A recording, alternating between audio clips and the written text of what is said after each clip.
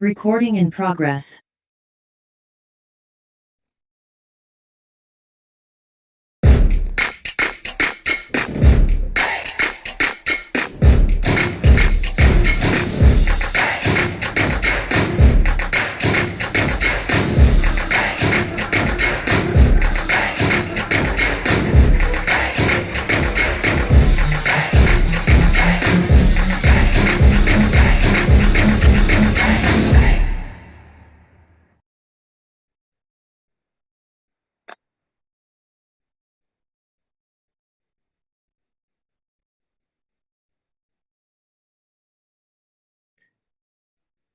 All right, I guess that's the Fira bumper. So welcome everybody. Assalamualaikum warahmatullahi wabarakatuh. Good morning, good afternoon, and good evening for people wherever you are at the moment. It is 5 a.m. my time, and we would like to welcome you to the session today, which is quite interesting on our topic on the issues of creating a healthy online sphere to increase digital literacy skills. So thank you everyone for participating, and thank you as well for all the speakers who are here today.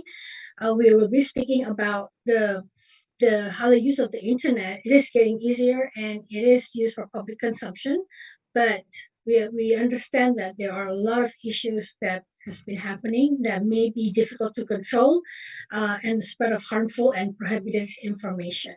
Even though there have been a lot of governance throughout from governments as well as for those who actually provides the services, we do see that there are quite a few issues in regards to how it is being used. So a proper legal framework is needed, regulations required, as well as how we can actually transparently process between government CSOs and platform is needed as well to develop this, to create this healthy use of the internet. So I'm here. I'm Nia Sarimastiti. I'm the Accenture Development Partnership Lead, as well as the co-chair lead for the T20 in Indonesia that's going to happen soon.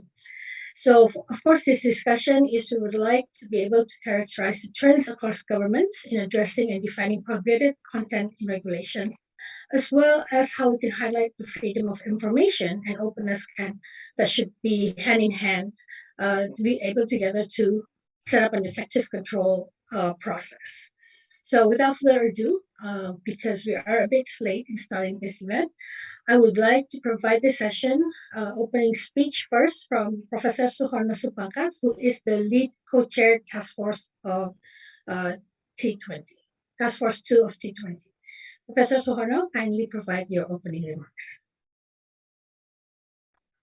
Thank you, Dr. Nia. Good morning, good afternoon, good evening, and hope all well in our life, in our happiness, and so on and so on.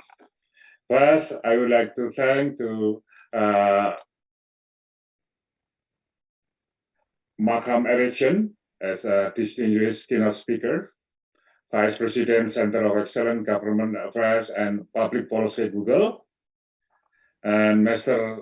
Tamar Juniarto, Executive Director Safety Net Indonesia, Tatia Kurbotova, Center for Global IT Cooperation Russia, Kyung Sin Park, Director of OpenNet South Korea, Vrinda Bandari of Council Internet Freedom Foundation India, and my best friend Ko Chin Tae, Chairman of Smart Cities Network Singapore. Yes, as Dr. Nia said, this activities is one of the side events from the Task Force 2 T20 G20, that is Indonesia as presidency this year. It's organizing by Smart City and Community Innovation Center as host institution. And also this event is in conjunction with the Go Smart. Every year, Go Smart is for Indonesian smart nation. But this year, we extend with in collaboration with T20 activities. We extend with the global Go to Smart Society. And there are 9 public policy for these activities. We have 116 public policy proposed, and we received 33, and finally we received 25 public policy in regard with the Task Force 2 in digitalization. Digitalization is one of catalyzation, as a catalyst for the recovery, recover together, recover stronger, and of course, with digitalization becoming smarter. Yes, there are 9 public policy atau policy brief. First, we talk about the digital divide, how to deploy the digitalization, digital infrastructure, and also how to overcome the gap in deployment or in adoption. And also there are a lot of challenges in talking about the digitalization and smartization, and also the technology, AI, and the ethic, and also in cybersecurity, and also in, of course, for this event is digital literacy. When the use of internet is getting easier and used for public consumption, public concern grew about the existence of illegal internet content. Currently, the spread of information that is very fast and can be accessed by anyone makes it increasingly difficult to control the spread of harmful and prohibited information. Government, industry, and civil society around the world share the same objective of protecting the public from harmful content through a shared responsibility framework and how to identify them. The ambiguity in definition of harmful and prohibited content often leads to dispute, misunderstanding, and perceived lack of action by the public, and often lead the hefty fine for digital platform. Additionally, new types of content are uploaded fastly and rapidly every day, which potentially require the need to have an adaptive way of defining prohibited content and its implication for access to information. Additionally, an effective content moderation framework and regulation requires a sound of consistent process founded on a proper legal framework. Oftentimes, content regulation are focusing solely and on shorter turnaround time at the expense of proper legal standing and the risk of harming user access to information. The discussion is intended to identify and propose the appropriate framework for building a formal and transparent process between government, GSO, and platform. This workshop aimed to providing a thought leadership discussion venue at T20 on creating a healthy online sphere by promoting good content moderation through increased digital literacy skill. Especially, the discussion will focus on how we should define the boundary of content moderation and ensure transparent, reliable due process as a part of and in the margin of the T20 policies area.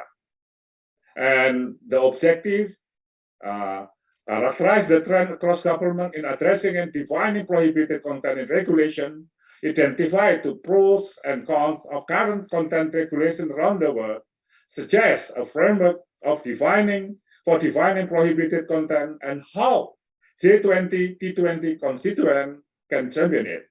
identify the key consideration in setting up an effective content removal process, identify where the principal clash and the potential framework to resolve them, and highlight the freedom information openness can be should go hand in hand. And of course, thank you for Google the support for this side event. And also we have one side event is to invite for the international collaboration. We set up an international collaboration on leveling up development, how to improve the quality of our life. And thank you for all contribution of speakers, all participants. Thank you very much. Wassalamualaikum warahmatullahi wabarakatuh. Waalaikumsalam. Thank you, Professor Suhono, for your remarks, opening remarks, and I believe it is quite important for us to be able to create that healthy atmosphere in online sphere through this digital literacy scale. And for our next speaker, we have an opening.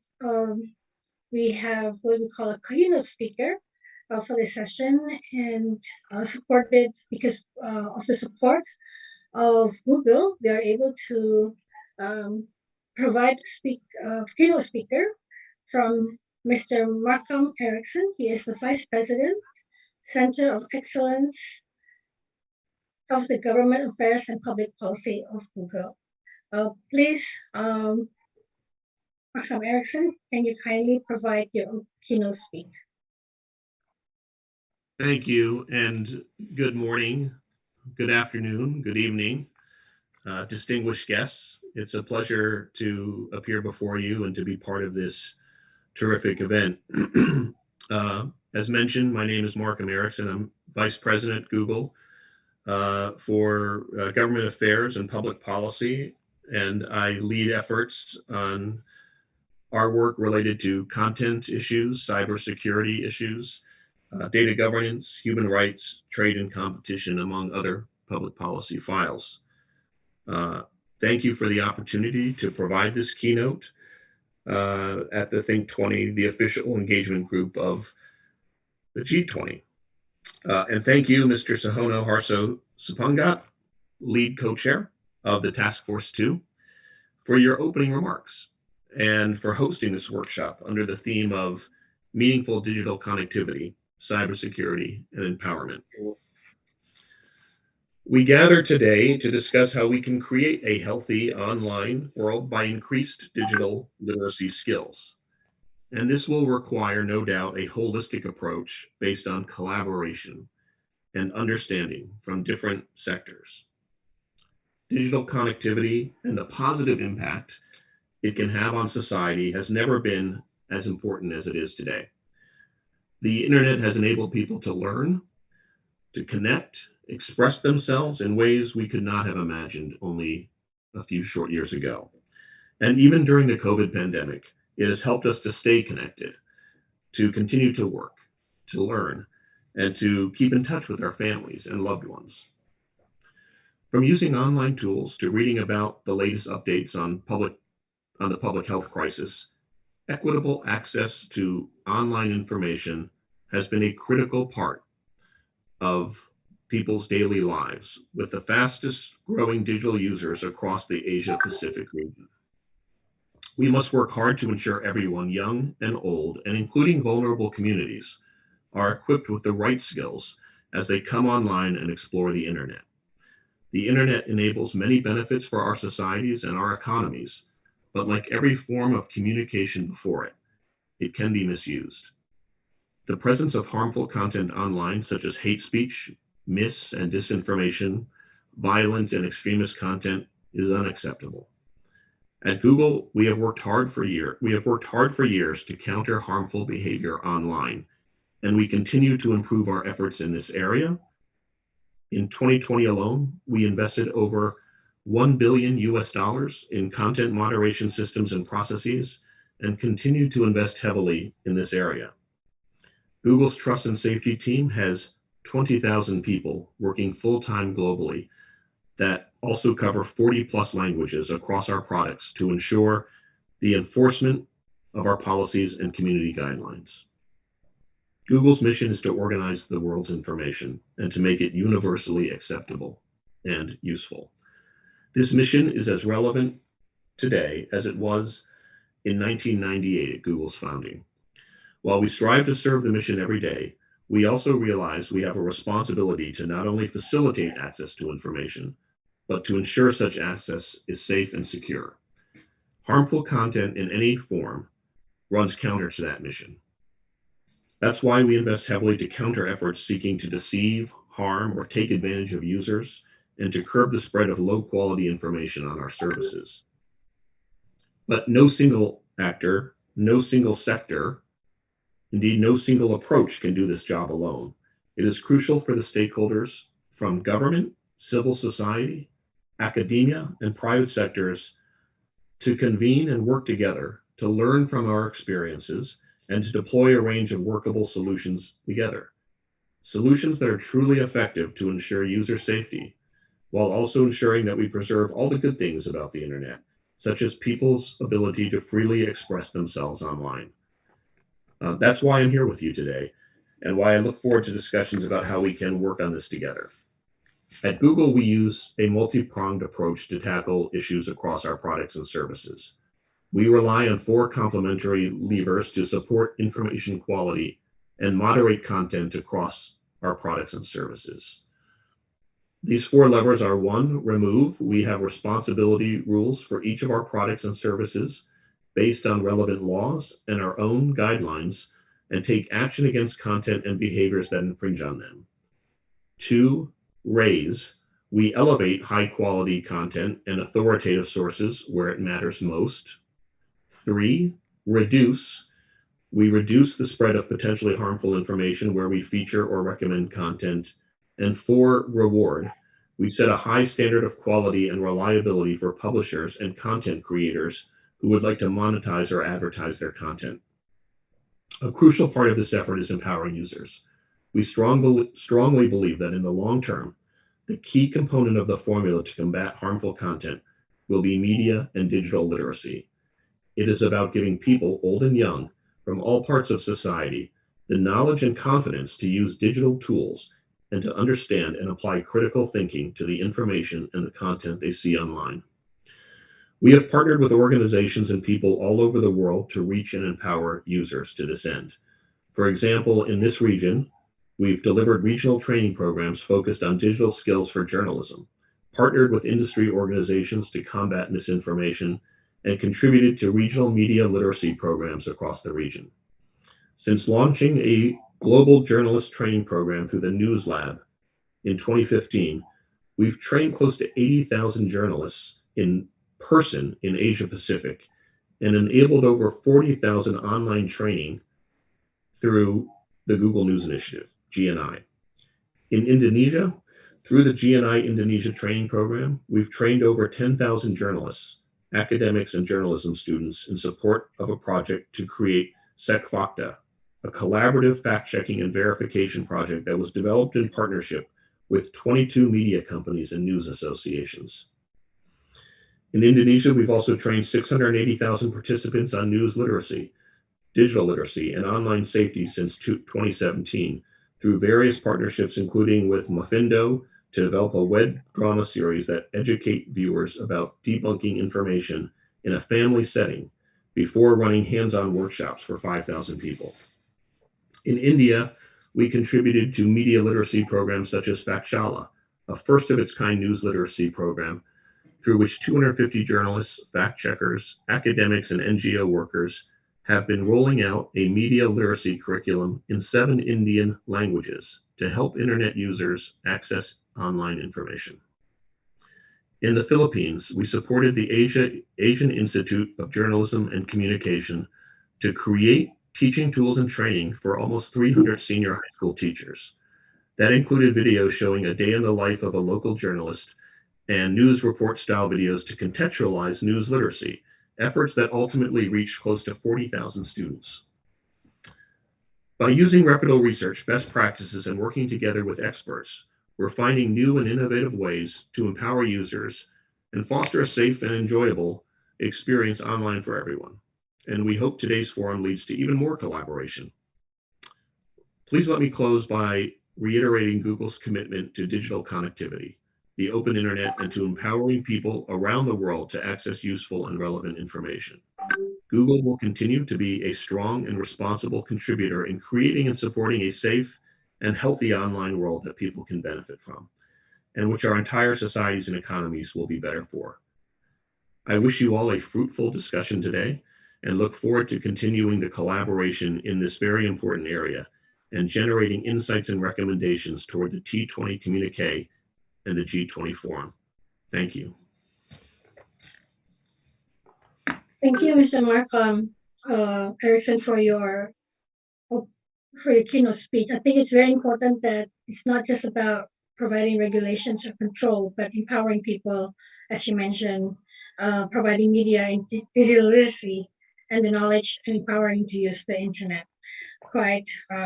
And the commitment from Google is very important as well. And again, it is not just one company that can actually do it, but it is stakeholders collaboration that will make this happen. Thank you very much.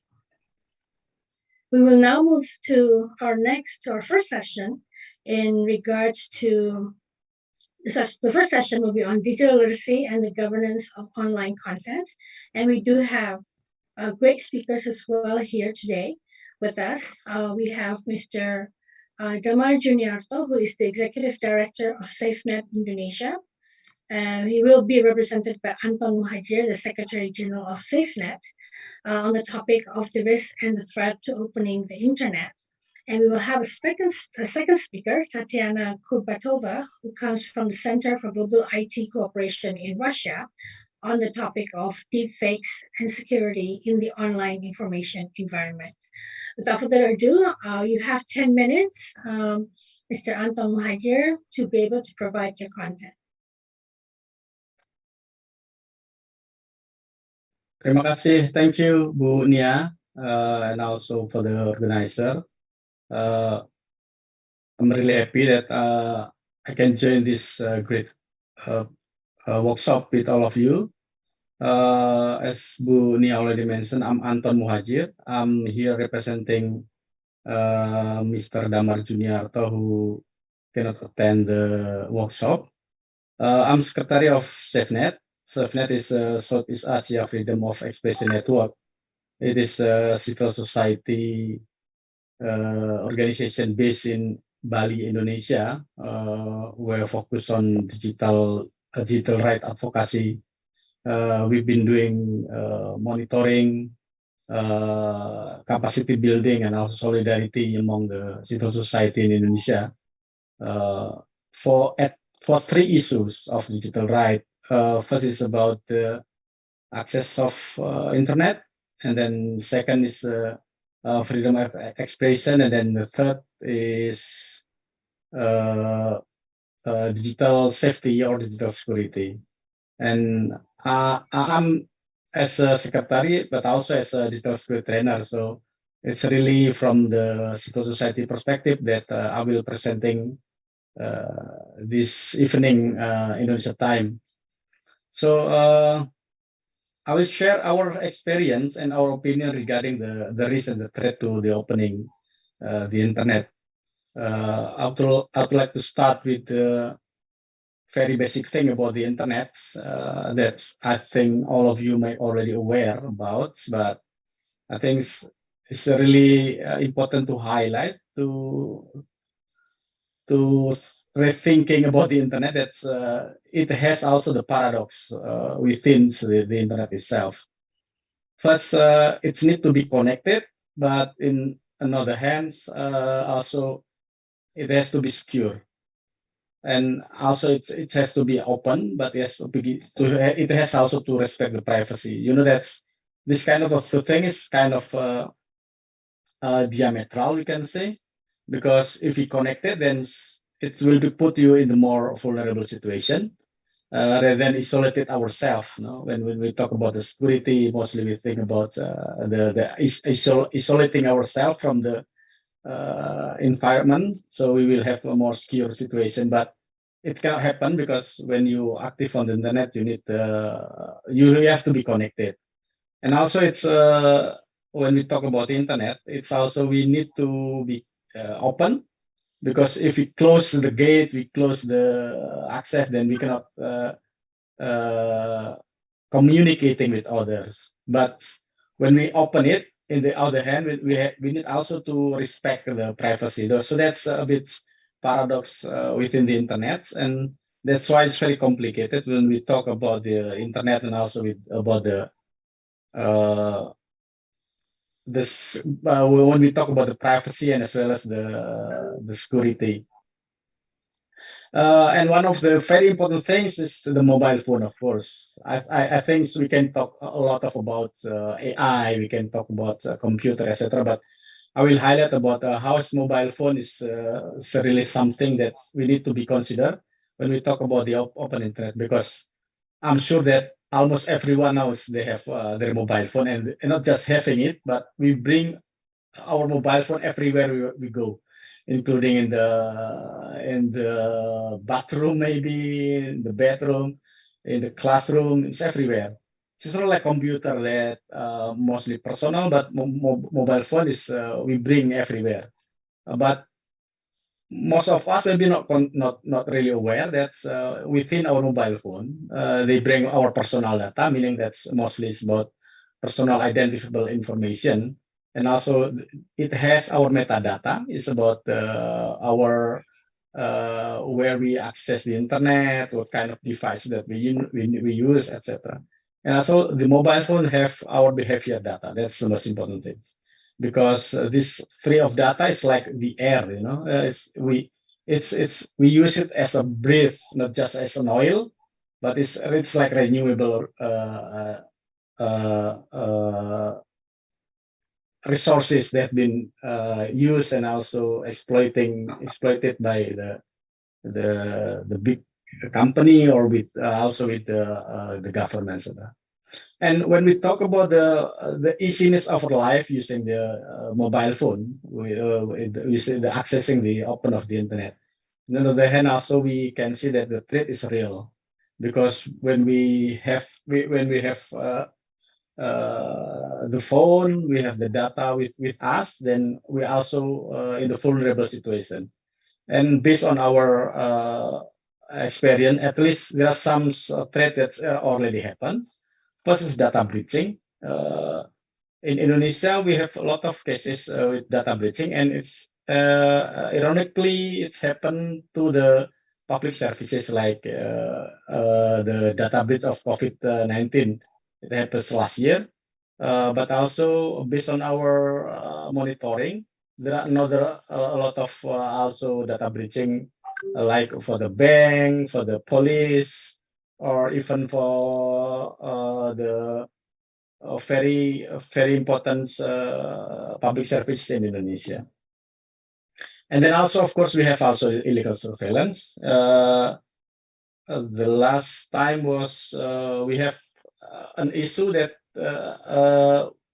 we just discovered that one of the biggest internet provider in Indonesia, they're doing like illegal surveillance without the consent of the consumer. That's happening currently in Indonesia, and we still investigate this, but that's something that happened. They know our activity, and sometimes they block and then divert our internet connection without our consent. That's happened.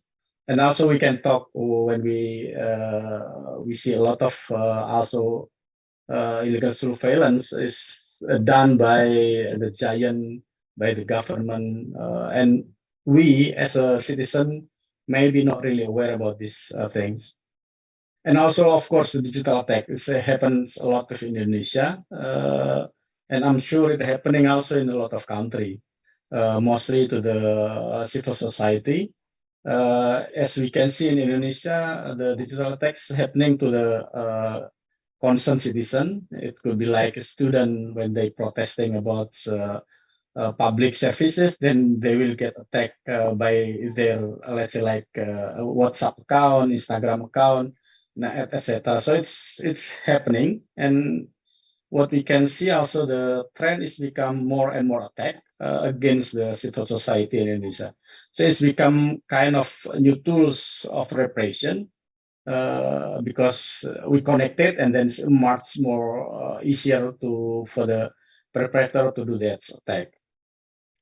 And of course, as we discussed this evening in Indonesian Times, there are information war is real, and it's happening everywhere, globally, nationally, locally. As we can see that, we can say like digital jihadists. We can say when we talk about the terrorism, it's happening in a lot of country also, where the government, they start struggling with this kind of new information war. And it's happening also in Indonesia, where activists, they've been attacked using like trolling, like troll, and also the doxing. So it's kind of a new way of a war against the civil society in Indonesia.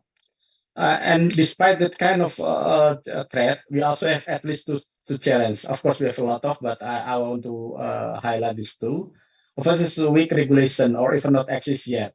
In Indonesia, we don't have any personal data regulation like in Europe. We have some, but it's spread in a lot of regulation, not in one regulation, and it's not still finished yet. And then, of course, the second is lack of awareness and capacity among GSO. When we talk about digital safety or digital security, we're facing a lot of threat, but in the other hand, civil society in Indonesia, and also not just civil society, but citizens in general, they not really care about their privacy, their safety when they doing this kind of activity. So I think that's what I have for this discussion. Thank you. Back to you, Bu Nia. Thank you, Pa Anton Muhajir, for your content. It's very thoughtful of it. Now we will move to our next speaker, and we will have a question and answer session after the next speaker. If you do have any questions, please do put it in the chat, and we will be able to go through it one by one later on in the session. I would like to invite Tatiana Kurbatova from the Center for Global IT Corporations in Russia to provide her topic. You have 10 minutes. Thank you. Dear Chair, dear colleagues, dear participants, it's my pleasure to participate today in this workshop and have opportunity to contribute to this fruitful discussion. This year, our Center for Global IT Cooperation submitted to T20 the policy brief that highlights challenges and impacts that deep manipulated media, known as deepfakes, can have on governments, business, and society. Let me make a short presentation on deepfakes and security in the online environment, information environment.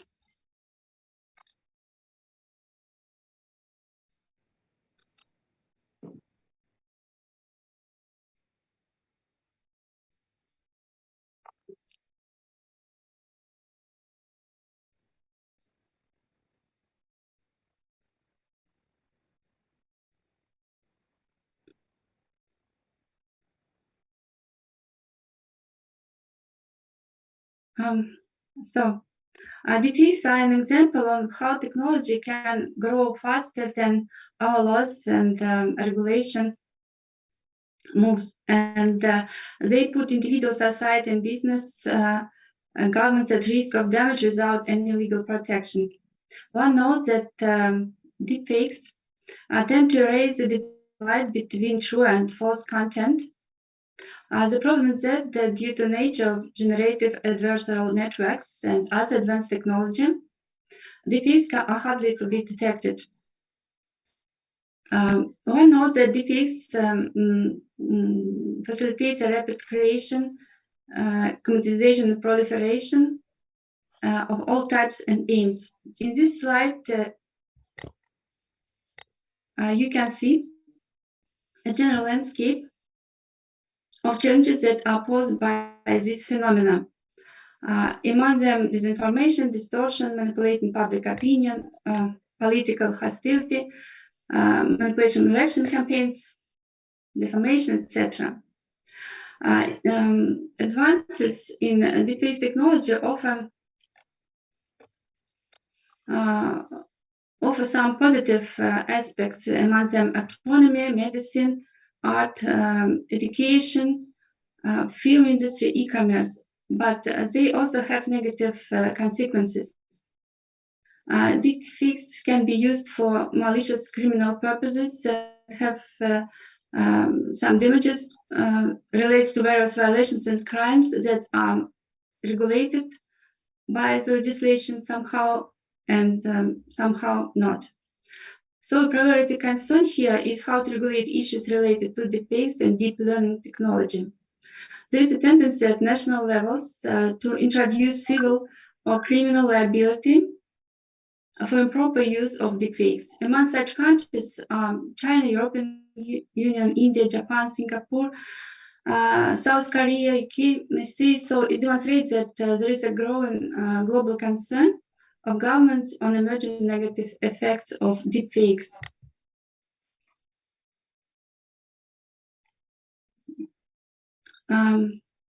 So some words about risks and spheres where we can see them. National security. Deepfakes can provide false information in a very credible form to manipulate people's opinion, people's ability to credibly access public officials. They can have a destructive impact on geopolitics and international relations as well. Since the advancement of deepfake technologies, political elites around the world have been the target of scandals caused by various deepfakes. They also can be an effective tool for propaganda, various sorts of radicalization of public opinion, and pose a threat to democratic mechanisms. They can damage trust in judicial system, for example, because evidence in courts can be manipulated by deepfake media and affect trial proceedings. And authentication and recognition of digital evidence by prosecutors in judicial practice remains one of the key problems here. Regarding business, being combined with hacker attacks, deepfakes can be used to cheat companies, damage the reputation of enterprises. They can create certain risks for markets and stocks. Regarding digital platforms and social media, one can see that social networks have recently started to monitor content to detect possible deepfakes, but they detect only 2/3 of them. Regulation of deepfakes on large internet platforms, social networks, and other mass resources is probably needed. Children and youth.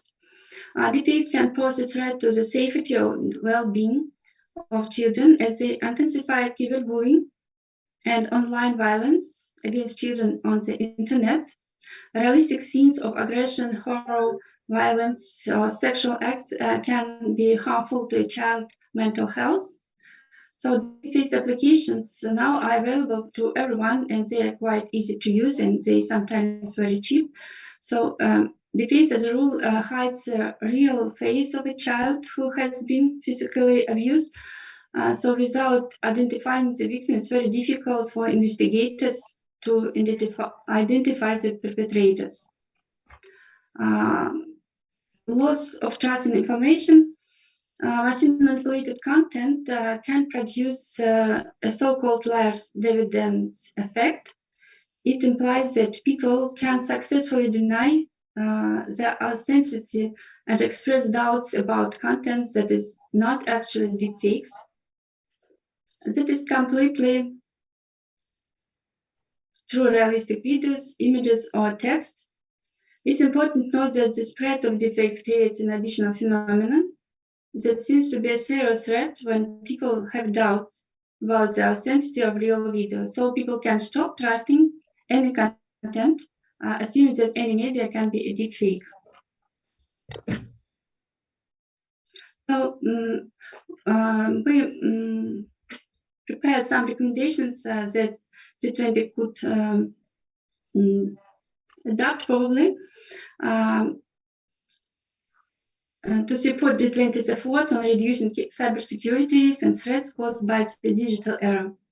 Among them, recommendation 1, legislative measures in these areas go through slowly. So it will be advisable to G20 to call countries to share their best regulatory practices on deepfakes technology and contribute to international best practices and instruments to identify reasonable approaches for further policy on deepfakes. It could be made probably through launching by G20 a sort of a global initiative with the participation of governments, technology companies, digital platforms, etc.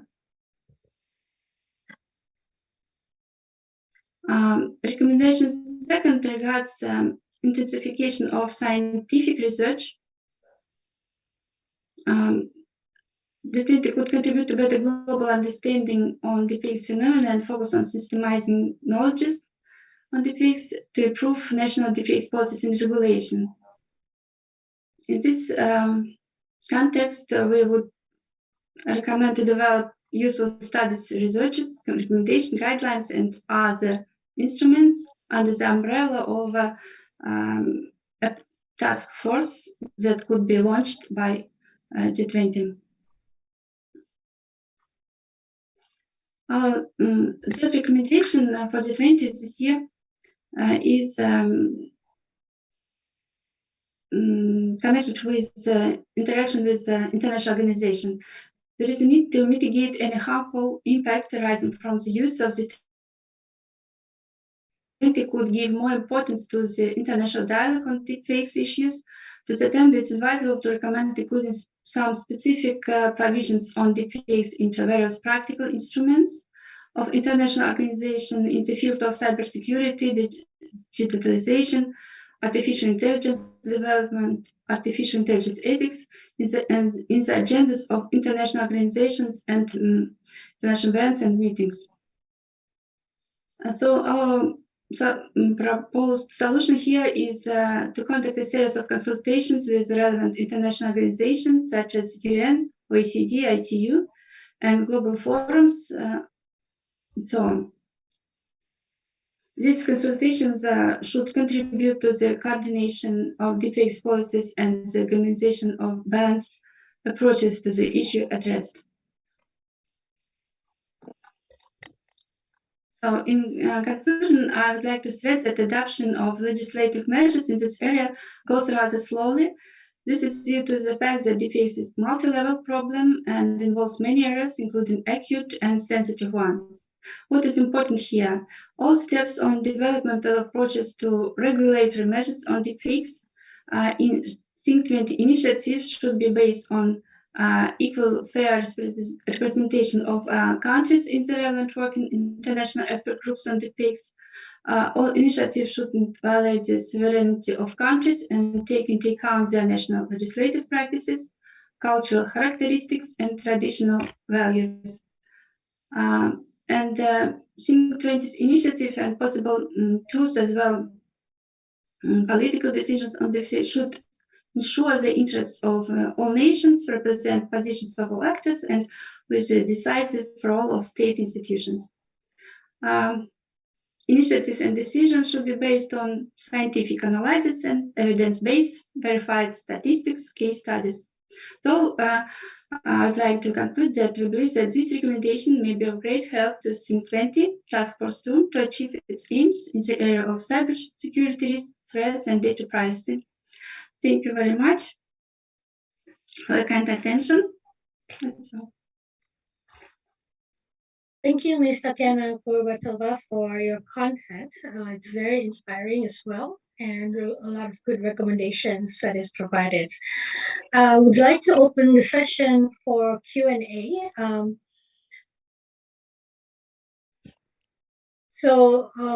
We would like to, but before that, we would like to conduct a photo session, I believe requested by the organizing committee. So we should do that at this time because Anton needs to directly go to another session after this. So please do open up your cameras. or your videos so that we can see everyone and that the organizing committee can take pictures.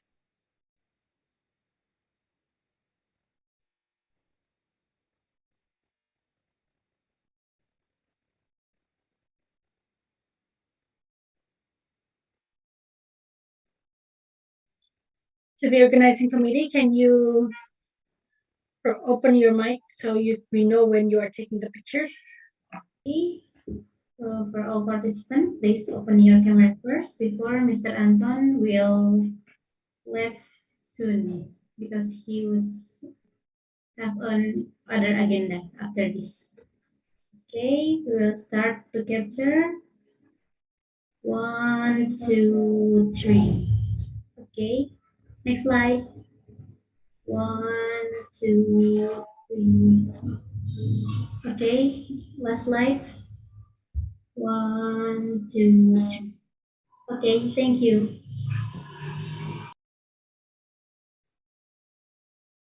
Okay, thank you very much. So now we will move on to the Q&A session. I do not see any chats at this moment in regards to questions. Or does anybody would like to directly ask? I do have. Okay, just a moment. This is from a question from Sandy of PT Demetria Adiatama, Indonesia. Is this, maybe both can answer the question. How is the empowerment process undergoing a digital connection with cybersecurity? Sorry, Ibu Nia. Yes, Madam? Pak Anton, can you answer the question as well? What's the question? Sorry. How can the empowerment process? Well, the question is, how is the empowerment process in undergoing a digital connection with cybersecurity? Proses Sepertinya kalau proses empowerment-nya itu seperti apa pada kita melakukan I see. cybersecurity, ya. I see. I will share our experience with the cyber. We call it as digital security. Actually, it's not cyber, just different term, I think. But for civil society, we prefer to mention as a digital security because it's not just about the cyber. Sometimes it's even online, and it can be digital. So that's the point from our perspective. When we talk about this digital security, what we been doing so far is, of course, we need to monitor the attacks, the violation to the civil society or to the citizens.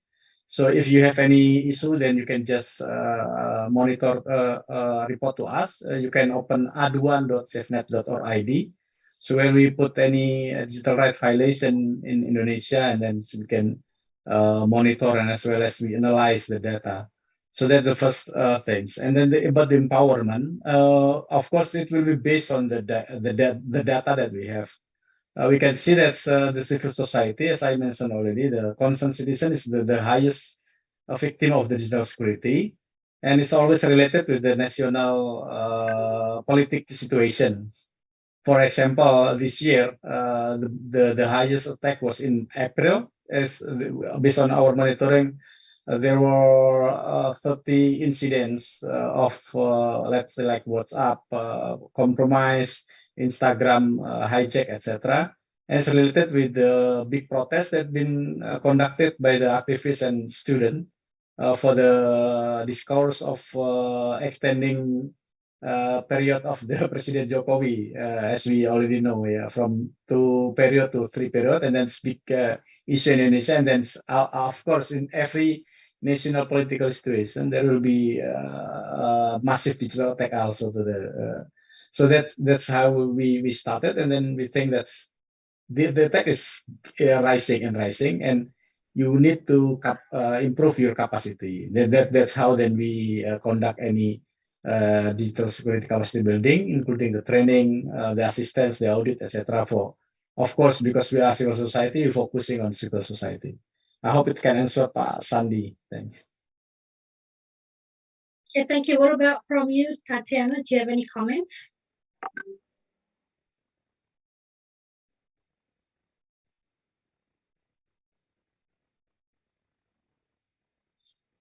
You don't have any comments, Tatiana? No.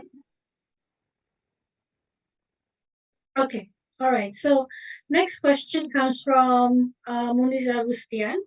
Which one is the most priority? Is it making regulations of digital interaction or teaching people to know how to interact in digital? Tatiana, would you like to take that question, please? I would prefer to highlight the aspect of deepfakes. So this in this sphere, there is need to develop global approach to regulatory measures because harmful effect of deepfake content can be seen in several spheres in society, in business and government. So I believe that, for example, at the governance political levels, there is necessity to develop procedures for notification and exchange of information among countries on malicious deepfakes content to prevent reduced risks posed by deepfakes for election campaigns at the governance political process. Of course, deepfake content can have a negative effect on a business level.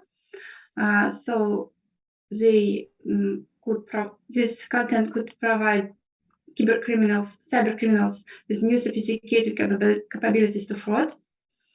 For example, at the society level, this deepfake content can promote false or misleading information.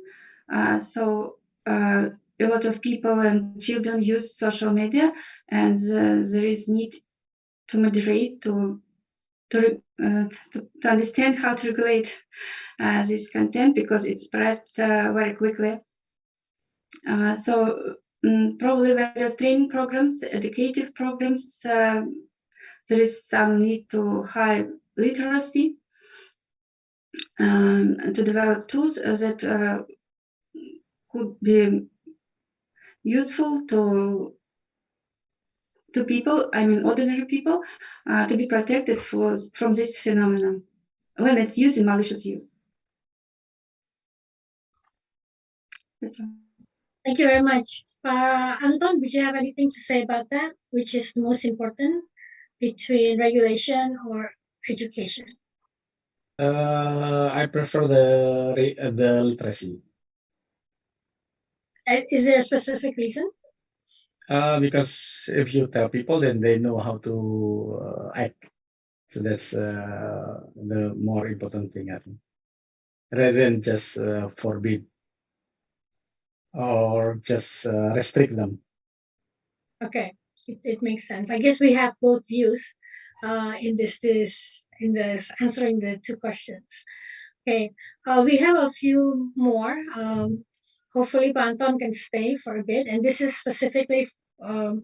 Some of them are specifically for you as well.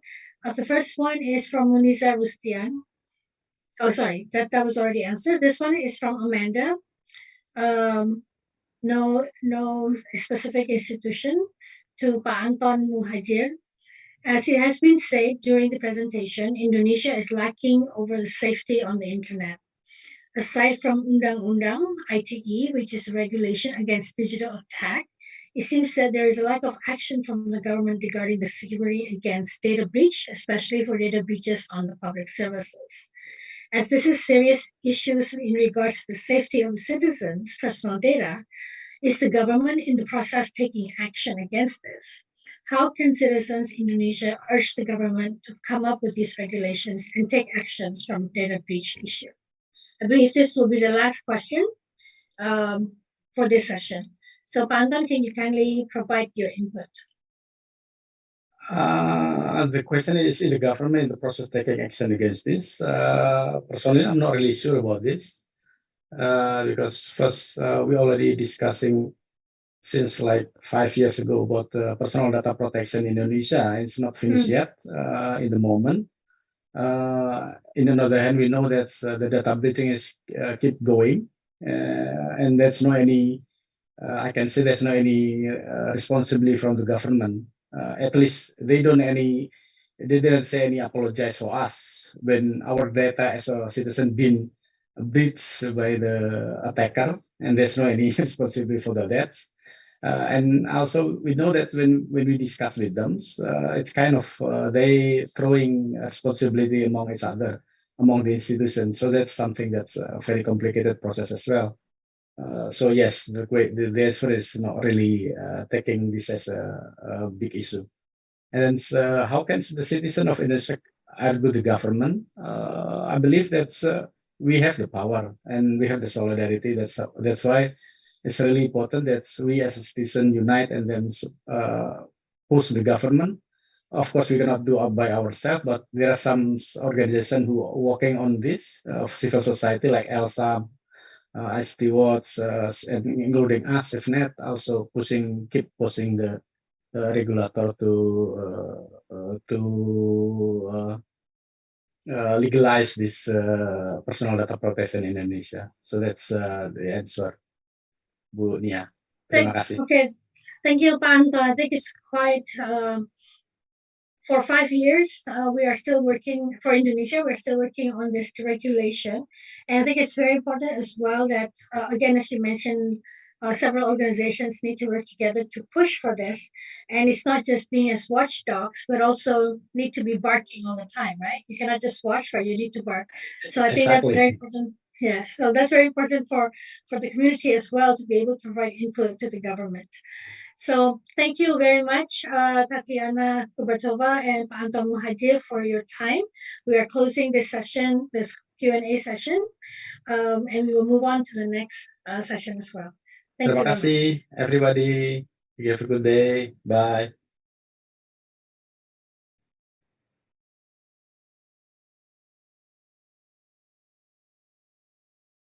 Thank you very much. So we will now move to the second session. To promote digital literacy amongst diverse communities and groups of citizens for online content safety. We have quite a few speakers in this session. 3 speakers, distinguished speakers, Mr. Kyung Sing Park, Director of OpenNet South Korea. And then we have Ms. Frinda Bandari, the of Council Internet Freedom Foundation from India, and Kok Chin Tai, Chairman Smart Cities Network Singapore. We would like to provide this first opportunity, a 10-minute session to Mr. Kyung Sing Park, Director of OpenNet South Korea, to talk on the pros and cons between internet freedom and limiting the spread of content. To Mr. Kyung Sing Park, kindly take the stage. Thank you very much for this great opportunity to speak together with distinguished experts on the issue. When new technology is developed, it usually creates resistance from progressive activists, because if it's a new technology, it's usually owned and controlled by big corporations or the rich people, for instance. And it worsens inequality in the society. However, when the internet became popular and popularized around the world since 1990s, many progressive activists created human rights organizations dedicated to protecting the internet.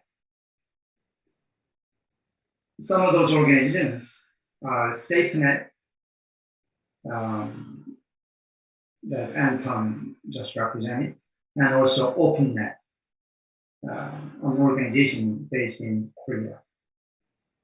Why is there a reversal of the role of progressive activists for the internet as opposed to other new technology? because internet as a technology had a great progressive feature, had a feature of both liberating and equalizing the human societies around the world.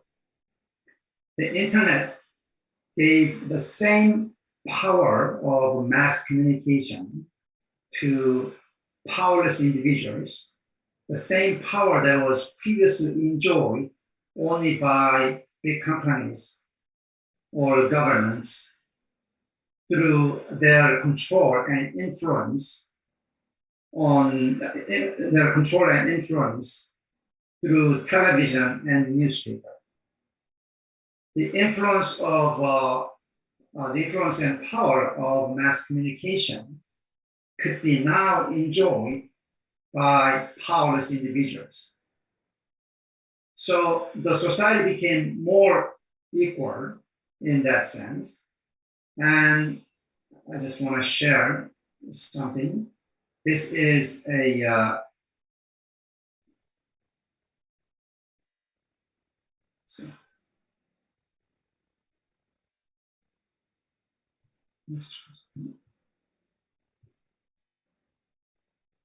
Do you have access? yes. Okay, I have all right. access to one.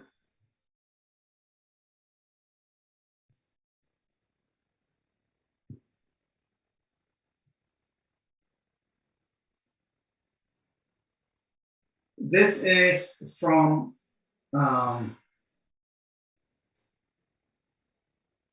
speech in the internet. Speech in the internet is rapidly spreading and reciprocal that allows people to overcome the economic or political hierarchy offline so that they can form public opinions free from class distinctions, social status distinctions, age and gender distinctions.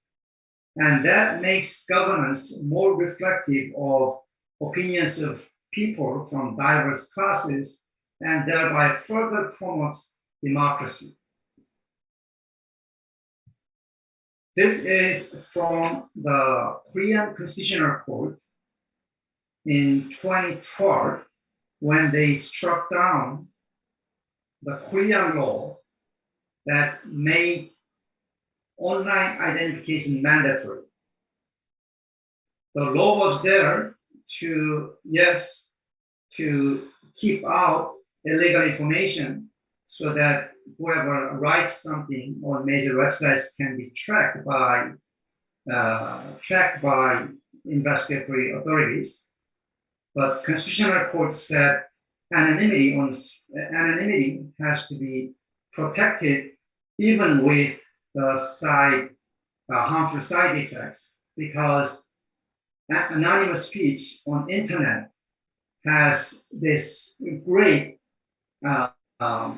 contribution to the sustenance and formation of democracy. So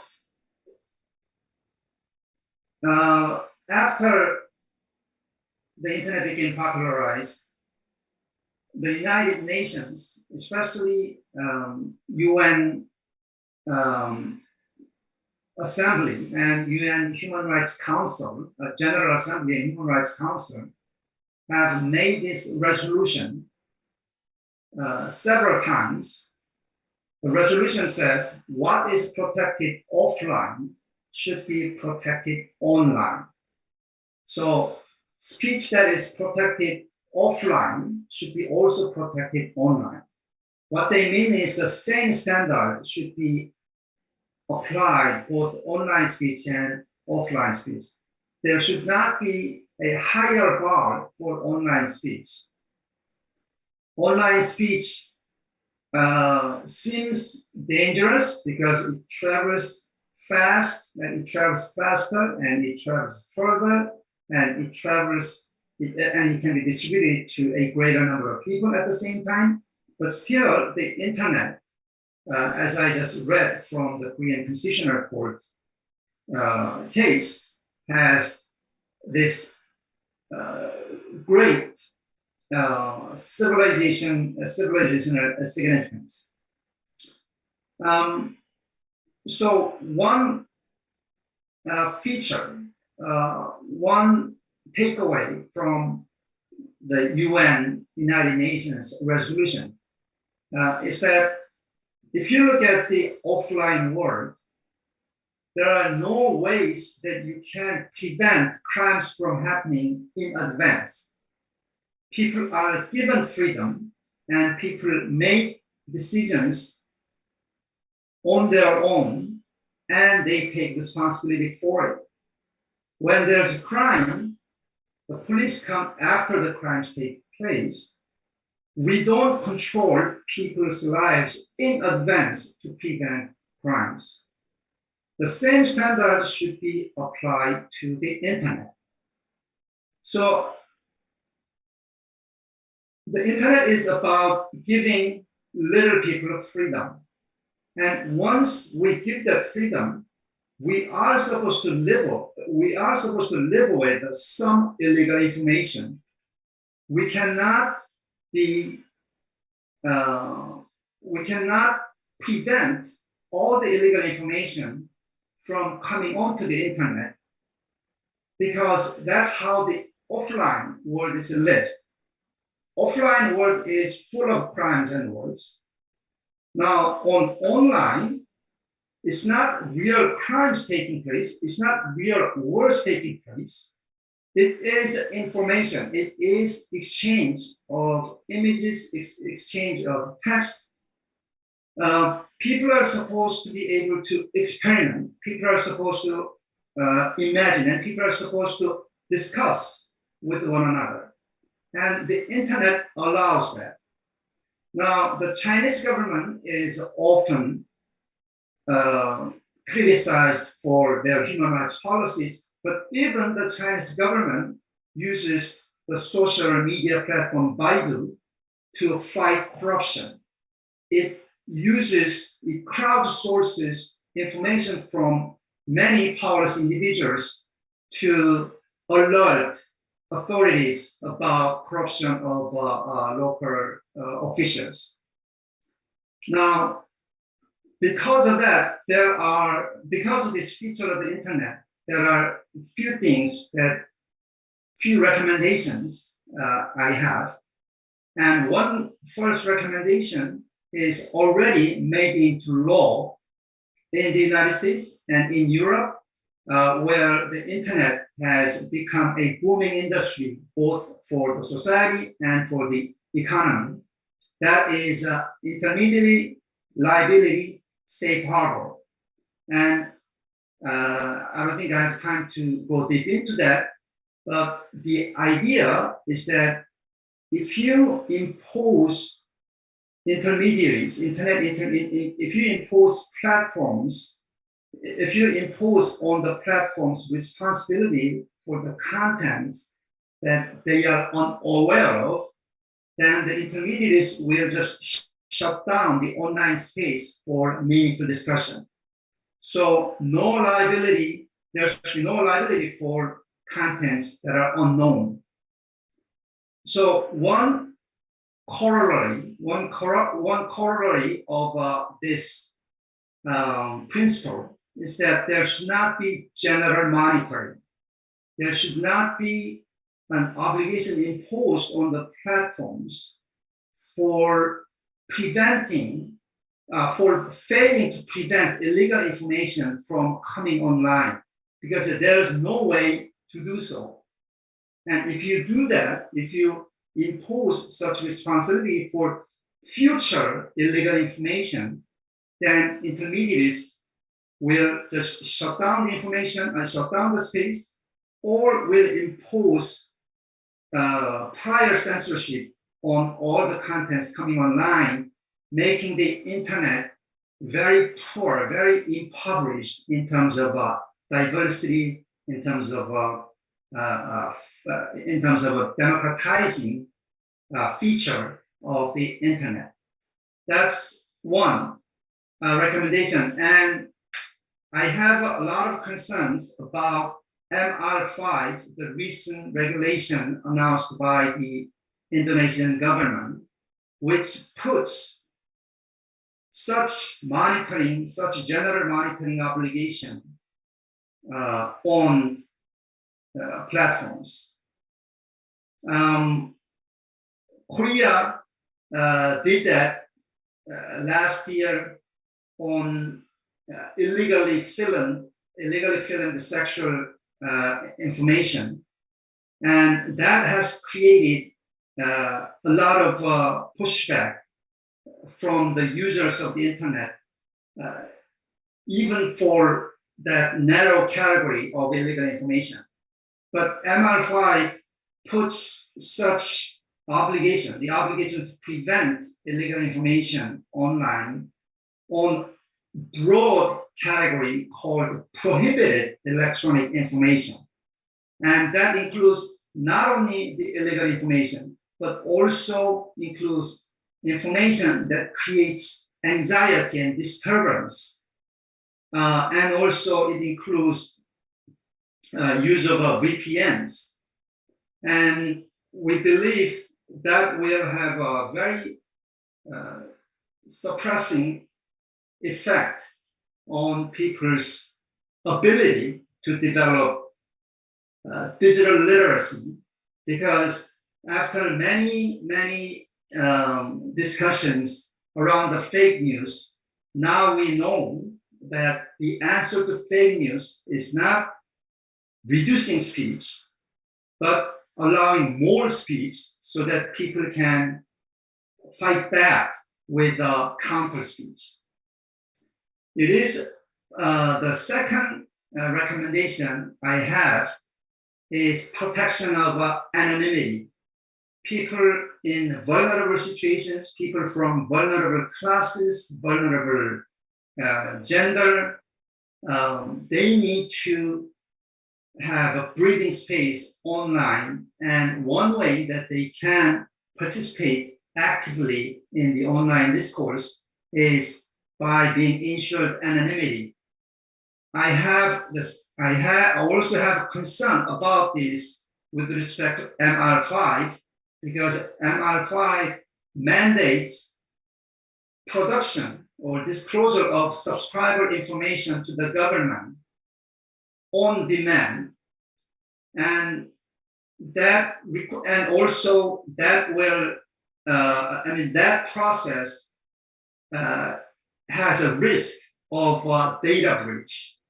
And if many data breaches happen, it's really bad for protection of anonymity. People should be able to speak freely without disclosing their identity. And yes, if they distribute illegal information, yes, the authorities can conduct search and seizure, etc., to track the individuals, to reveal the identity. But before that happens, people should not be forced to reveal their identities through this process in MR5 that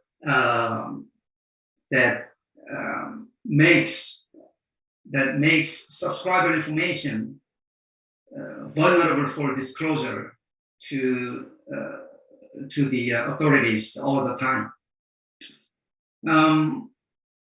So those are two recommendations. Now, one of the requests from the organizers was a comparison of definitions of prohibited content online.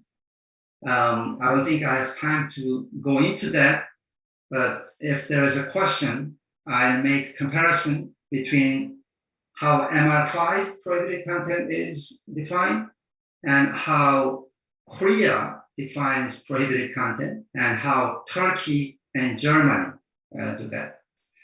Thank you. Thank you, Mr. Park, for your concerns and as well as your recommendations. We will now move to the second speaker for today. That is Mr. Frinda Bandari of the Council Internet Freedom Foundation in India. Can you provide your contact? Sorry, Miss Frinda. You need to unmute.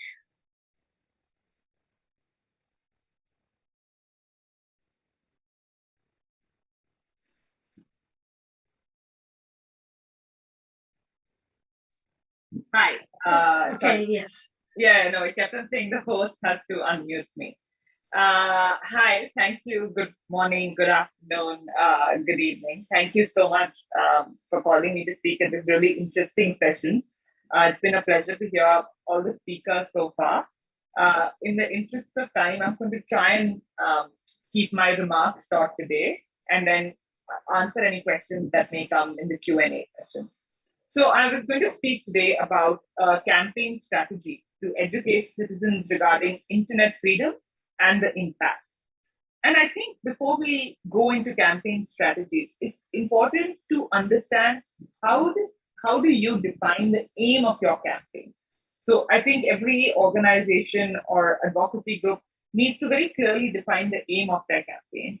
Some of the larger aims that I believe, at Internet Freedom Foundation also looks at, overarching are three big aims. One, to inform and educate citizens so that you can simplify any complex policy narratives. So you explain to them how does some government regulation concerning digital rights or how does a particular digital rights issue or the behavior by a tech company impact them personally. So to bring it down to the audience, not just lay it out in a big message, but to bring it down. Uh, I think it's important not to use any jargons. It's important not to make it very complex, but to use visual narratives, images, memes. So that I think has to be the overarching aim of any campaign. The second overarching aim of any campaign has to be to build support among citizens, amongst businesses, amongst other public advocacy groups for the position that concerns and promotes internet freedom. And the third aim that I think is important for every campaign strategy to have is to constructively engage with policymakers as well, ideally across political lines, so that you can bring about a positive change. Whether you can work with government or if you can't work with government, if you can work with other leaders, other political leaders, so that we can get policy change or at least get the conversation started, even in the floor of the parliament or the floor of the house. But to do any of these to achieve any of these aims in any campaign, I think there are again 6 kind of big messages that I'd like to focus on. And then I want to spend the rest of my 10 minutes to just focus on 1 or 2 of these ideas. So I think the 6 messages are: first, it's imperative to define what your cause is, what your objective is, and what is the strategy. So is it that is the cause, as I think we were seeing the discussion in session 1, is the cause mostly about civic literacy or digital literacy to improve literacy, or is the focus more on changing regulation? Right? I think it's important. Is the focus more on trying to win a court case, or is it more on building public opinion and trying to push policy change from ground level up rather than top down? So I think because of that, it's very important to identify what the cause. The second is to plan together as a group, work with every stakeholder that you can possible. When we work ground up rather than just 2 or 3 lawyers who bring a case to court, I think it may not be as successful. We've seen in India that digital movements succeed when there is groundswell support, when you have organizations working on the ground who explain how the law is affecting them. And then you have certain activists who are able to bring that to the people and then lawyers taking it to court. We saw this in the famous Shreya Singhal case where the Supreme Court struck down these regulations, this law, this provision of law that was very arbitrary, that was seeking to moderate online content, but use words like anything that is vague and annoying can also be criminalized. So I think it's important to explain and build the movement from ground up. I think it's also important, and a lot of these ideas actually are from this fantastic collaboration. I think the handbook that at least I use, which is called Catalyst for Collaboration. It's a fantastic 10-step process that I recommend everybody check out. So please do. I'll try and, if I can, also just share the link. It's called catalystforcollaboration.org. So I really recommend people look at that as well. The third step is to understand the technical detail and to actually be able to break it down. So in India, we saw this in the famous Aadhaar case, which dealt with biometric IDs. And it involved a lot of technology. It was a complex technical product. It was used in different ways. The government had to talk about authentication and verification of identity. And I was part of the team of lawyers who was representing this in court. But we realized it was so important to understand the tech, to be able to break it down to a judge who is able, who may be many, many years senior, but to break it down to make it explainable to them and to make it explainable to the public. So I think more and more in the digital rights, I think law and technology is going to come together, and it's important for lawyers to work with technologists to explain the impact of their cases. I think the fourth step is to coordinate all communication that is happening externally. So you identify which group is best positioned to reach out to which stakeholders, and then you coordinate that message. So a lawyer will be able to maybe, legal activists may be able to reach out to certain law students, and if you write op-eds in newspapers, you reach out one set of groups. But then if you need people on the field who understand how the technology is being used, if you look at wearable tech and surveillance that happens on wearable tech, you understand how that is being used on the people on the ground, how it's being used in the delivery sector, in the gig working sector. You need those activists. So I think it's very important to coordinate external communication and to then tailor these messages wisely, to do it in a way that's easily comprehensible. I think the fifth, and that's probably, according to me, the most important, is to remember that the case that you're making and the digital freedom that you're trying to talk about and the right you're talking about has to be framed both outside the courtroom, in the court of public opinion, in a way that's not extremely legalistic. So you don't cite, provisions of law, you don't cite precedents of case, but you try and explain it in a simple, non-legal argument. But why is it wrong? Why is, what does it mean for censorship? What does it mean for government control over our lives? What does it mean for government control or censorship over content that is posted online? What does it mean when we deal with data processing and data collection by big tech firms?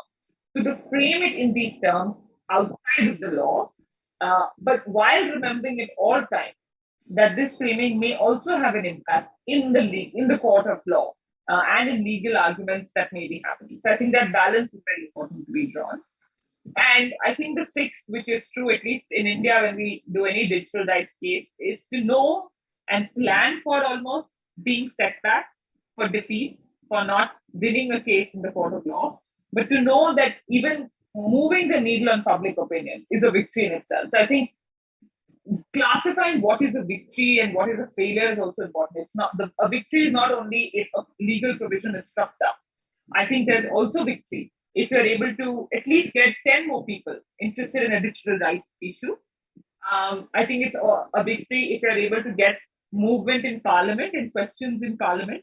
It's a victory if the government changes even one provision in the law because of public outrage.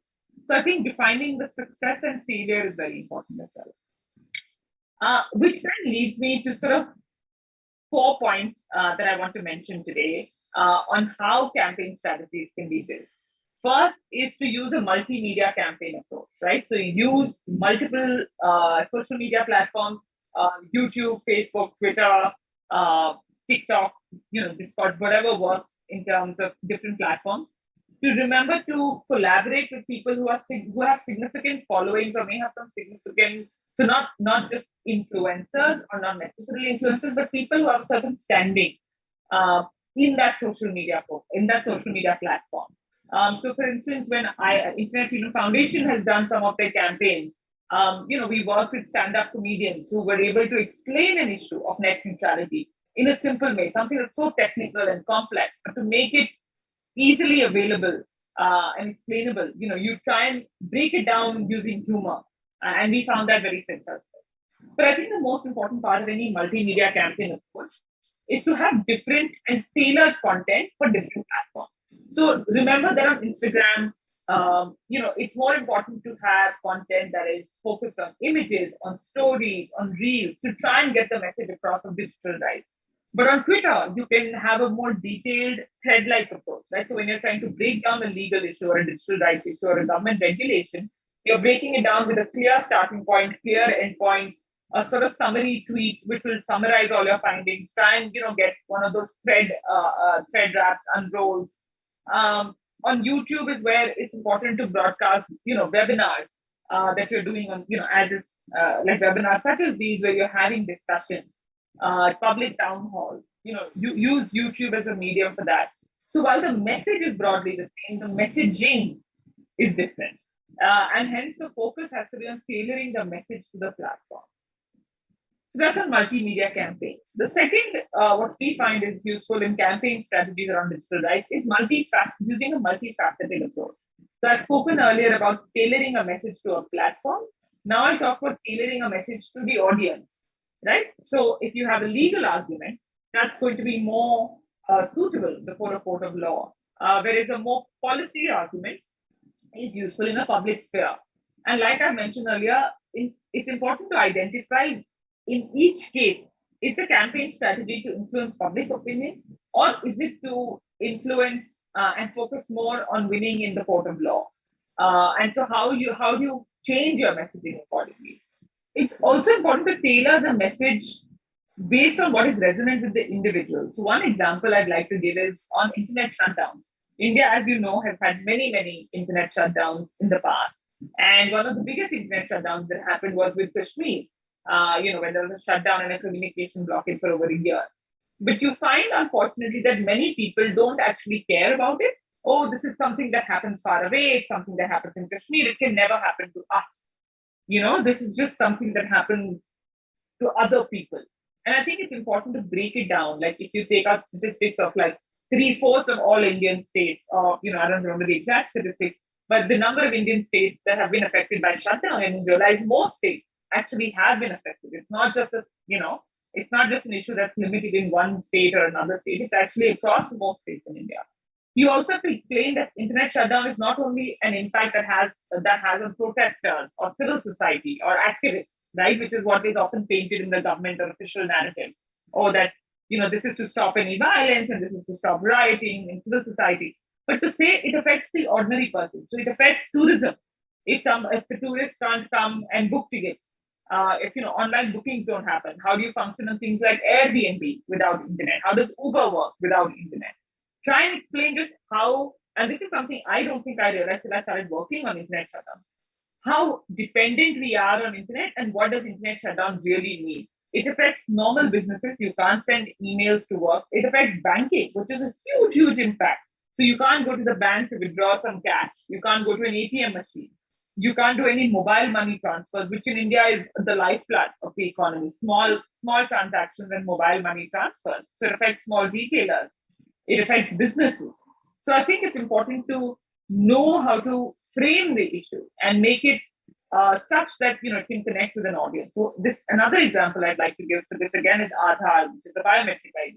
For many years, activists in India were talking about the privacy concerns and how it could affect people, the sort of marginalized sections of society who were reliant or who were required to give Aadhaar verification in order to get subsidies from the state. And most people thought, oh, this is not a problem that affects us. This is something about, those poor people, and, they're anyway trying to cheat the government. And it's important to know how to tailor the message, even to them, that this will affect you as well, right? So forget any selfless motives. From a selfish motive, you should be concerned. The second aspect of this approach is to do it in a multi-pronged way. So you approach the issue from different perspectives. You can do it. So we saw, this was really popular. We saw many campaign strategies that focused on the Pegasus revelations that happened in India. So you saw there were lots of organizations filing right to information requests or freedom of information requests with the government to try and get, hundreds of answers and then putting that online. You write to parliamentarians in your parliament and you raise questions in parliament across political parties so that gets documented for perpetuity. This will also help you fact check statements that come out. You write op-eds, opinion editorials in different newspapers to try and make this a public issue that everybody's talking about. And then you go to court and you file a case in court and hope that you get something there. So I think it's important to have a multi-pronged approach. The third issue that I'd like to talk about is the importance of having a long-term campaign. I think in many digital campaign strategies, it's important to think about long-term campaigns and, you ask the citizens to contribute. So the last example, the example I give for this is the internet shutdown, is that you tell people, if you have been affected by a shutdown, write to us, because we may not know. And then you maintain a shutdown tracker. And finally, the last 2 points that I want to mention before I end is to touch upon how to get people interested in digital rights issues, because digital rights is often a very niche issue. It's not something that affects everybody, or people don't think it affects them, right? Because they are more concerned with food, water, the everyday politics. So I think that's something very important to think about it. Have a young communication team, make information that's consumable, that's consumption worthy, don't address the legal and technical aspects.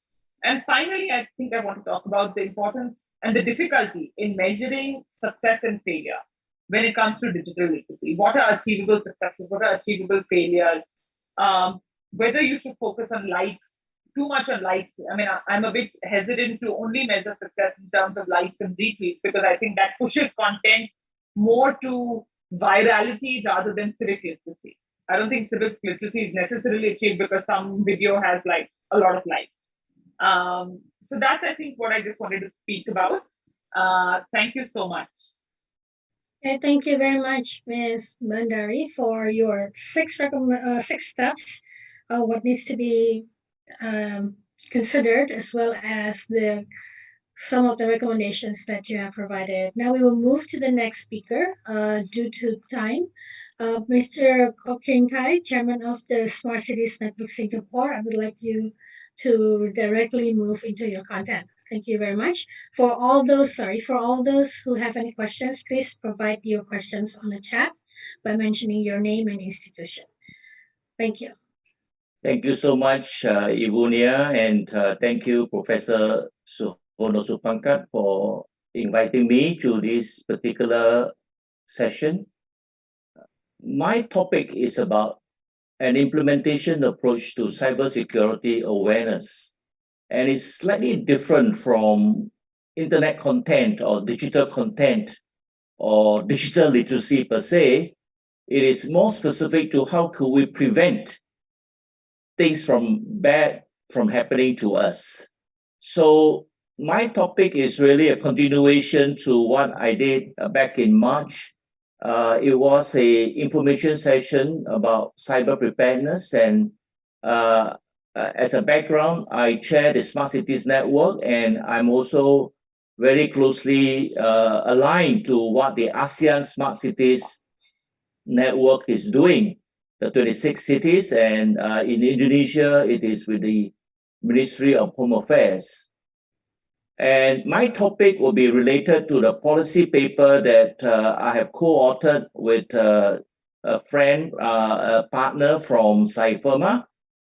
The topic is related to the imperative for awareness, building capabilities, and commitment of cybersecurity.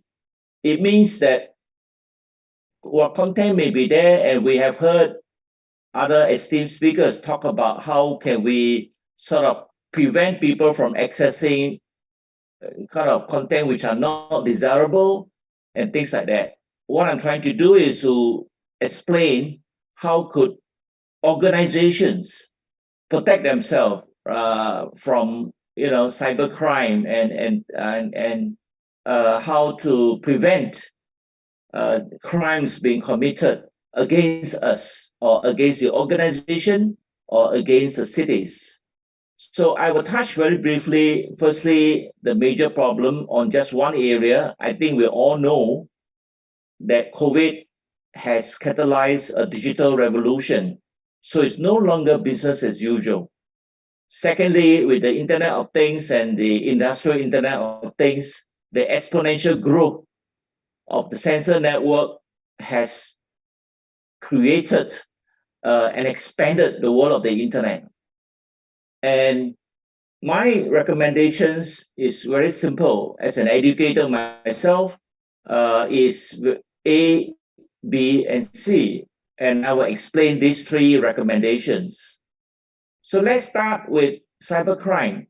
Is it really serious? So what are the challenges that we face today?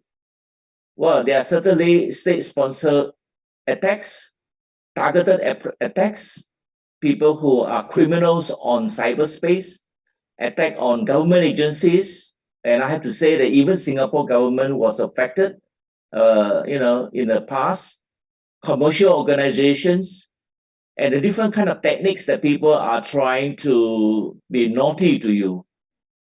And what are the financial costs to that? It is a big, big issue, right? For each data breach, it's over 4 million, and that's been done in a research. For a mega breach, you're looking at hundreds of millions. So really, we are looking at the world now where crime on cyberspace has become a major issue.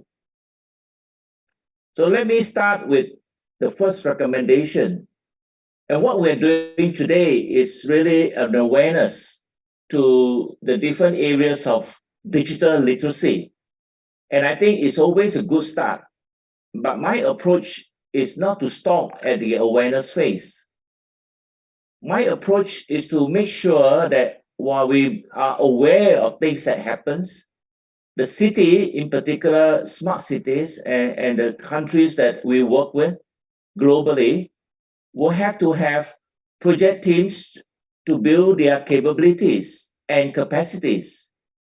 So that will require them to have discussion and conduct workshops to do pilot projects. Concurrently, my recommendation to cities, and that's part of my advisory role to currently Cambodia and the Phnom Penh city government, is to identify academic institutions to work with. And I had the privilege of working with Professor Suhono at ITB in Bandung since we first met in September 2018. So we have been friends for now 4 years, and he works with ITB, and he has got students. There are startups. Ultimately, we need to have commitment from the government. So the commitment from city, the commitment from the corporate sector is absolutely necessary. As we speak, the commitment from cities, there's now the potential of a viable business model through collaboration with UN Habitat. In June, the Smart Cities Network signed an MOU with UN Habitat for Cities Investment Facility, CIF. We are looking to identify at least 10 cities in the region to do and identify bankable projects. And that's why we need to make sure that whatever that we do is to justify the cost of implementation of any projects. So let me start with awareness. What is it that we would like the city, the government to consider? First, I think it is absolutely important to monitor cyber threats. In Singapore, I've seen a few data centers and a few command centers. We get millions of attacks into our data centers based out of Singapore. And a constant monitoring of these threats actually is to make sure that the business community, the public agencies are well aware of what are the risks. And then we need to make sure that the government agencies have qualified professionals who are trained with the latest and the greatest in protecting themselves. Third, the business community will be the one with the greatest loss. So they need to have security personnel who are also aware of what's going on. So that's the A. For B, building capabilities, very often for cybercrime and for digital literacy, we are reactive. The world today is a reactive world when it comes to accidents happening. And it's the same, I have to say, for climate change. But that's a different topic altogether. We are always reactive. And in order to prevent harm to yourself, we have to be proactive. And that proactiveness can also be done through certain intelligence, whether it's through AI, through big data, etc. And the second area is to make sure that there's a regular training being conducted for everybody who is supposed to protect data, and content. And thirdly, most importantly, is to integrate cybersecurity or digital literacy into the business objectives and not as a side IT project. And that has always been a problem with businesses today. So I would like to conclude with the last part, which is the commitment. And what I have found with cities who are actually embarking on smart cities project, that smart city and likewise for digital literacy, it has to be an interministerial task force. It has to go across ministries, and I have had many discussions with the Jakarta Smart City Office and also the Bandung for the West Java Provisional Government, where they have interministerial task force for digital transformation.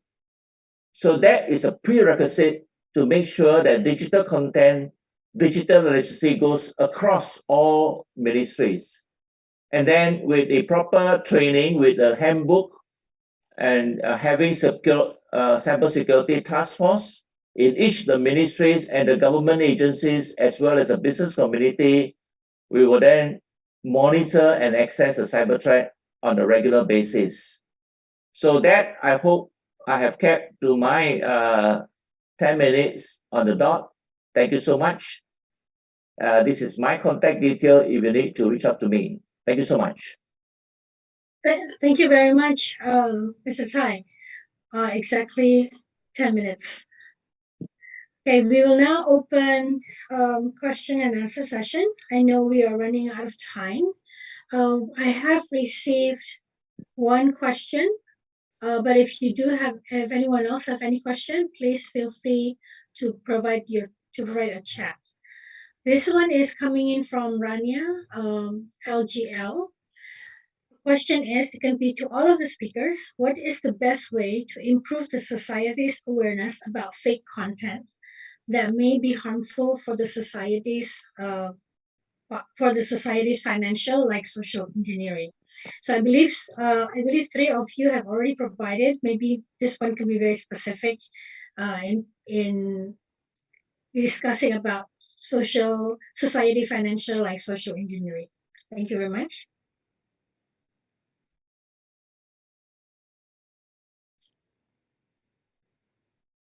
Would Mr. Park or Ms. Bandari or Mr. Tai, would you like to start?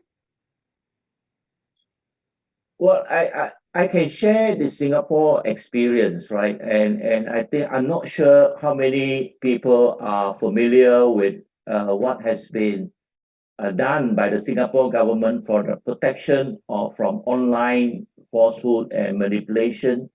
In other words, is POFMA, POFMA, the Protection from Online Falsehood and Manipulation Act in 2019.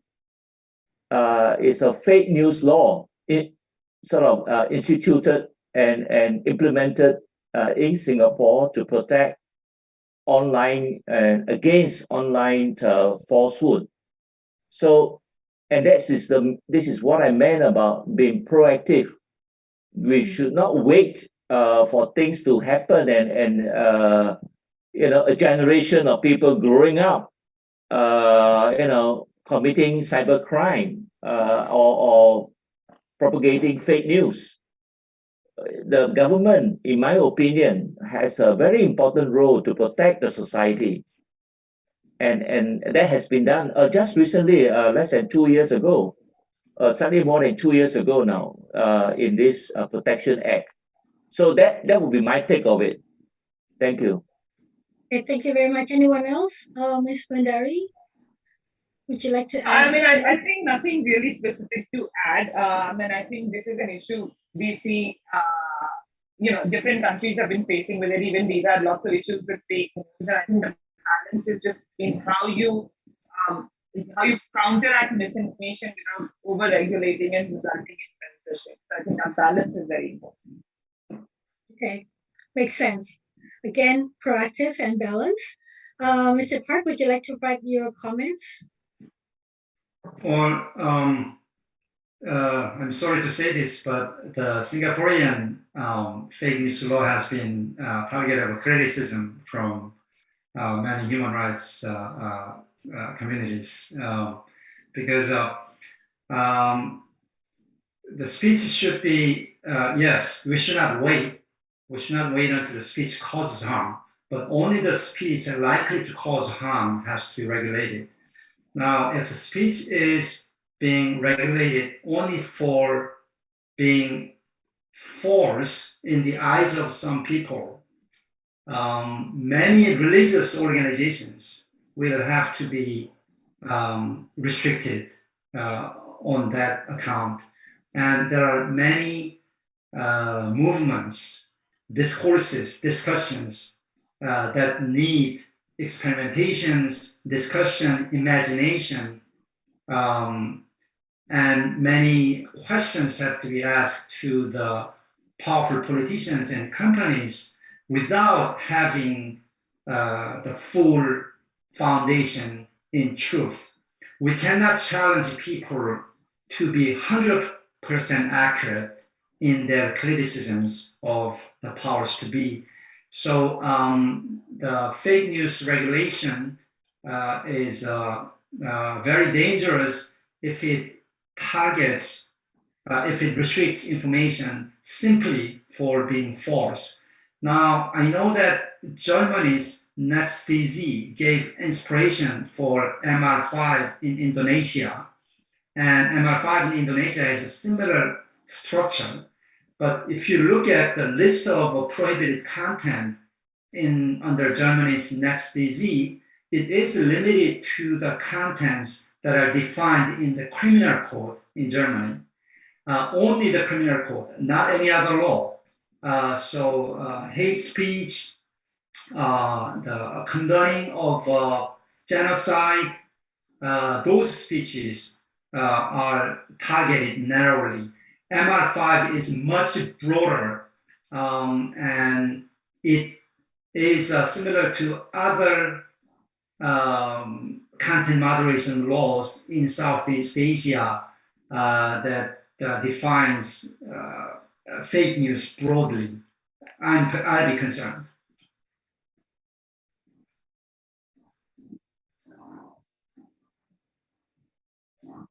Thank you very much for your thoughts, Mr. Park. I mean, this is a dilemma for all of us here with the regulations versus freedom of speech is an issue. I have one more final question here before we close. Is the freedom of speech, this is coming in from Imam of ITB, the freedom of speech or comment of users in the view section in certain platform or social media is taken into consideration in specific AI development as one of the performance evaluation criteria to measure statements. So using artificial intelligence. How helpful is digital literacy for users who make biased or harmful speech or comments using AI? Anyone to take this comment?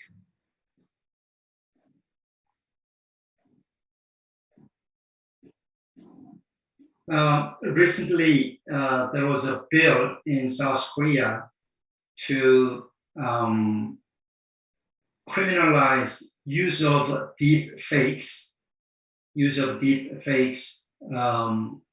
against the will of the person that was featured in the deep fake.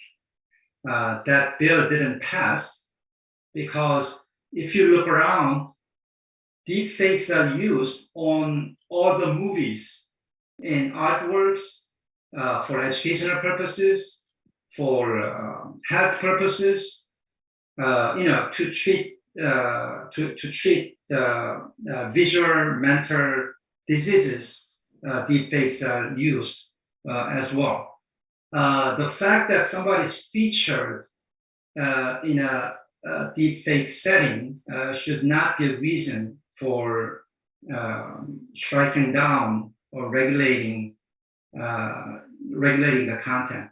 Now, to take a broader view of AI, there are several reasons AI should be regulated, but in relation to today's topic, I think it is AI's tendency to fall into hate speech. For instance, Microsoft chatbot Tay, as soon as it came on board, it began making these racist and sexist remarks, probably to get more followers on Twitter. Now, that has to be responded, that has to be remedied, but to remedy the situation, we'll need AI as well, because the current version of AI is based on machine learning. So it takes enormous amount of data to train itself. Now that data has to be sanitized. Now to sanitize so much data, we'll need AI, and we call that affirmative action algorithm. If you search for the term algorithmic affirmative action, you will see some of the efforts to cleanse the training data of the biases that are in the training data. Of course, these biases come from human tweets, human writings, and we don't want AI to follow or learn from those human biases. And algorithmic affirmative action, I think, is one way to respond to the problem. Thank you very much, Mr. Park, for your comments on that regards. Ms. Bandari or Mr. Tai, would you like to add?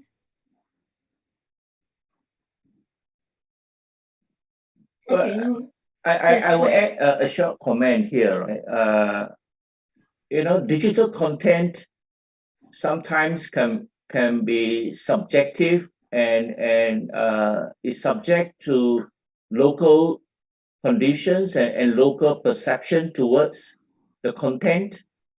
In Western societies, we have heard and have seen and know that some content for satire and humor is really not helpful to some Eastern culture, which are more sensitive, for example, in particular religious kind of content. So I think the world today is facing a dilemma to how can we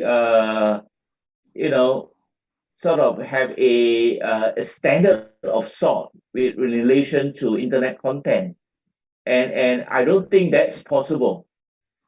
What may be possible is for each country or for a group of countries to come together to agree on the impact of the content to their societies, and that's where the protection of the content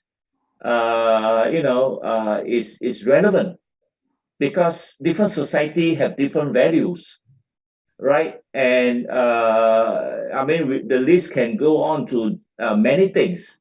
So the freedom of speech in America or in Western society, we have a slightly more constraint, at least in this part of the world, in Malaysia, in Singapore, and some part of the world where religion and royalty, can be a difficult area to deal with.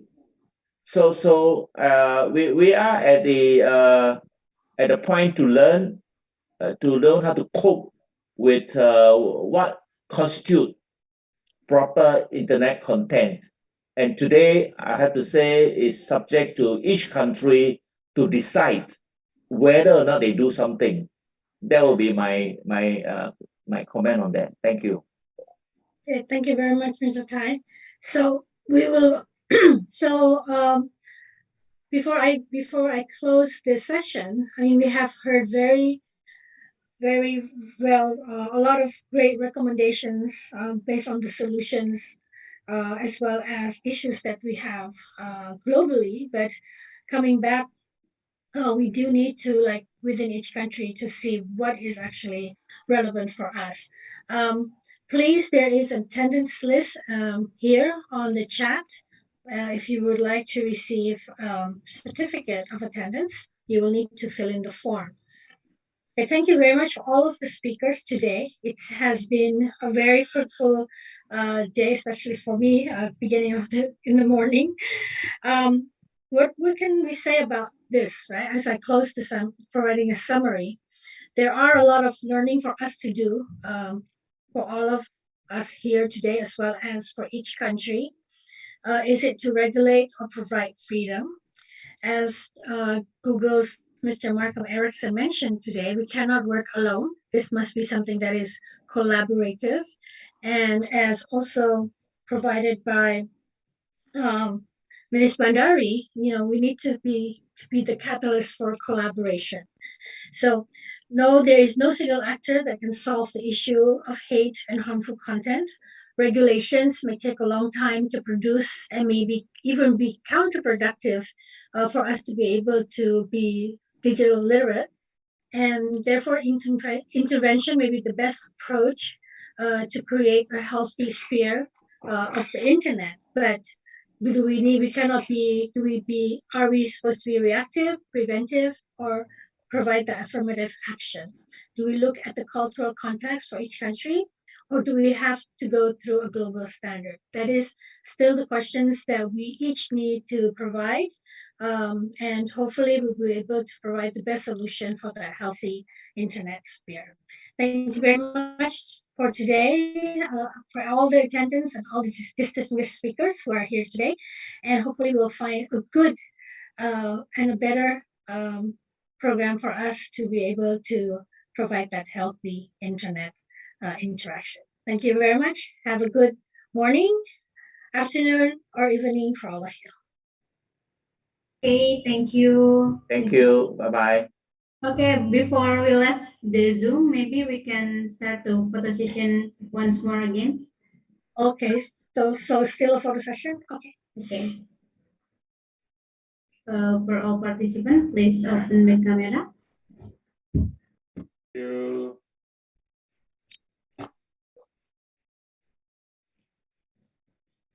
Okay. We're still waiting. Okay, thank you. Okay, we'll start to capture.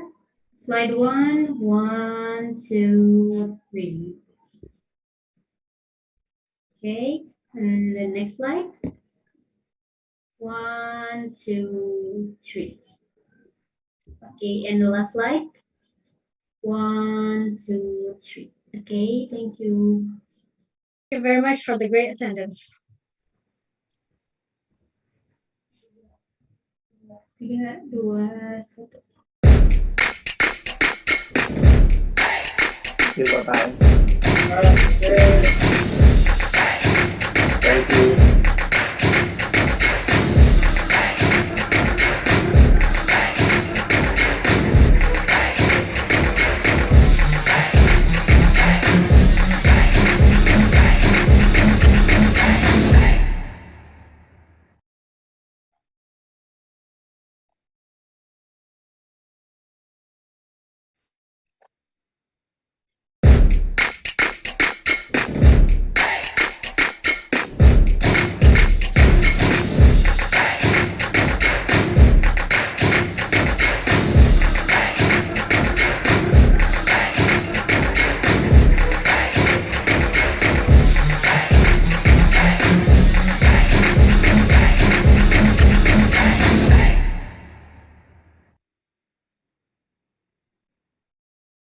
Izin live ya.